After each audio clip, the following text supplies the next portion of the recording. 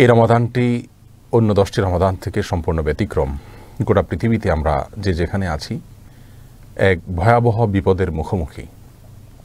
আল্লাহর ঘরগুলো আমাদের জন্য উন্মুক্ত নয়।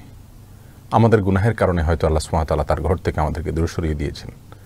আমরা শেষ কে কবে মসজিদগুলোতে সঠিকভাবে সুন্দরভাবে সালাত আদায় করতে পেরেছি, আল্লাহকে সিজদা করতে পেরেছি, আবারও আল্লাহ সুবহানাহু ওয়া তাআলা আমাদের কাদেরকে সুযোগ দিবেন আর কারা সে সুযোগ পাবো না মসজিদে পুনরায় এসে আল্লাহকে সিজদা করা, সেটা আল্লাহ তাআলা একমাত্র ভালো জানেন।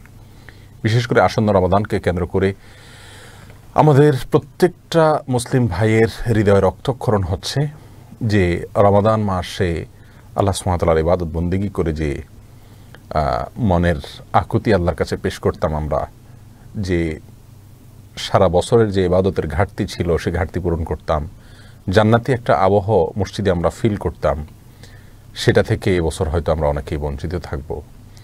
অনেকে অসুস্থ, অনেকে আতঙ্কগ্রস্ত, অনেক জায়গায় মসজিদের প্রবেশের ব্যাপারে নিষেধাজ্ঞা আছে এবং নানা কারণে এবছর রমজানে হয়তো আমরা আল্লাহর ঘরে এসে সেভাবে ইবাদত করতে পারবো না। অনেকেই নিয়ত করেছিলেন বাইতুল্লাহ অথবা মদিনা মসজিদে নববীতে অথবা অন্য কোনো মসজিদে ইতিকাফ করবেন। গোটা রমজানের শেষ দশকের সবচেয়ে গুরুত্বপূর্ণ অংশটুকু সেখানে আল্লাহ সুবহানাহু ওয়া তাআলা ইবাদত বন্দেগীতে কাটাবেন, কিন্তু হয়তোবা এবছর সে তৌফিক আমাদের অনেকেরই হবে না। তো এই কঠিন একটি বিষয় আমাদের সামনে, আমাদের অপরাধের কারণেই হয়তো আল্লাহ সুবহানাহু ওয়া তাআলা আমাদের প্রতি নারাজ, সেজন্য হয়তো আমাদের এই দুরবস্থা, আমরা দুরবস্থার শিকার। আবার কবে আমরা স্বাভাবিক জীবন যাপনে ফিরে যেতে পারবো, আল্লাহর ঘরে আবার একটু এসে আমরা সিজদা করতে পারবো, সেটা একমাত্র আল্লাহ তাআলা ভালো জানেন। আসলে রাসূল করিম সাল্লাল্লাহু আলাইহি ওয়াসাল্লাম একটি হাদিস বারবার মনে পড়ছে, তিনি বিভিন্নভাবে আমাদেরকে বুঝিয়েছেন, তোমরা হজ করো এমন একটা সময় আসার আগে যখন হজ করতে পারবা না। এবছর যদি পরিস্থিতি এমন থাকে তাহলে হয়তো হজের অনুষ্ঠানও সম্পন্ন হবে না। তোমরা ইবাদত করো সেই পরিস্থিতি আসার আগে যখন আর তোমরা চাইলেও ইবাদত করতে পারবে না। আমরা হয়তো সেই পরিস্থিতির মুখোমুখি।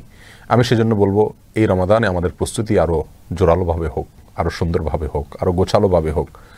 আমরা আল্লাহর আরও কাছাকাছি যাওয়ার চেষ্টা করি। সোশ্যাল মিডিয়ার এডিকশন থেকে নিয়ে যত প্রকার এডিকশন আছে, সময় নষ্ট করার যে মাধ্যমগুলো আছে, সেগুলো থেকে আমরা দূরে থাকি এবং দূরে থেকে আমরা সামনে অগ্রসর হই। আল্লাহ সুবহানাহু ওয়া তাআলা আমাদের সবাইকে রমাদানের প্রত্যেকটা সেকেন্ডকে, প্রতিটা মিনিটকে কাজে লাগানোর জন্য এখন থেকে পরিকল্পনা করার তৌফিক নসিব করুন। বাসা বাড়িতে আমাদের যাদের টেলিভিশন আছে সেগুলোকে আমরা কন্ট্রোল করে ফেলি এবং ফেসবুক, ইউটিউবে যারা খুব বেশি বিচরণ করার অভ্যাস আছে সেগুলোকে আমরা নিয়ন্ত্রণ করে ফেলি এবং এখন থেকে আমরা নেক আমলের চর্চা একটু একটু করে শুরু করে দিই। এই পেজে আমাদের একটি ভিডিও আছে রমাদানের 11টি প্রস্তুতি, সেগুলো আমরা খেয়াল করব ইনশাআল্লাহ। তওবা করে আল্লাহর কাছে গুনাহ মাফ চেয়ে এই রমাদানের প্রত্যেকটা সেকেন্ডকে, প্রতিটা মিনিটকে চোখের পানি ফেলে রোনাজারি করে সিজদায় পড়ে থেকে আল্লাহর কাছে তওবা করে আমরা চাইবো। আল্লাহ তাআলা আমাদের সবাইকে সেই তৌফিক দান করুন। আমরা যেন এই রমাদানে বাসা বাড়িতে থেকে আরও বেশি ইবাদতবন্দি করতে পারি, পুরো পরিবারের সমস্ত সদস্যদেরকে নিয়ে রোনাজারি, কান্নাকাটি, তওবা ইস্তেগফার করে আমরা যেন কাটাতে পারি। করোনা ভাইরাস যদি আমাদের মৃত্যু হয়েও যায়, আর যদি এ উসিলায় আমরা এই অসুস্থতার আগে, এই রোগের আগে আমরা যদি নিজেদেরকে আল্লাহ সুবহানাহু ওয়া তাআলার কাছে সঁপে দিতে পারি, আমরা যদি নিজেরা ইবাদতের দিকে অগ্রসর হতে পারি, আর তারপরে যদি আমাদের মৃত্যু হয়েও যায়, তাহলে এটাও তো একটা ভালো মৃত্যু হলো আমাদের। এটা আমাদের জন্য সৌভাগ্যের বিষয় হলো। অনন্ত অসীমকালের জীবনকে আমরা আমাদের জন্য নিজের করে নিতে পারলাম। অতএব এই সময়গুলোকে খুব বেশি আল্লাহর সঙ্গে কথা বলে কাটাই, নৈকট্য অর্জন করার চেষ্টা করি, আল্লাহ সুবহানাহু ওয়া তাআলার লম্বা সময় নিয়ে ইবাদতবন্দি করি, রমজানের যথাযথ প্রস্তুতি নিই। আল্লাহ তাআলা আমাদের সবাইকে তৌফিক দান করুন।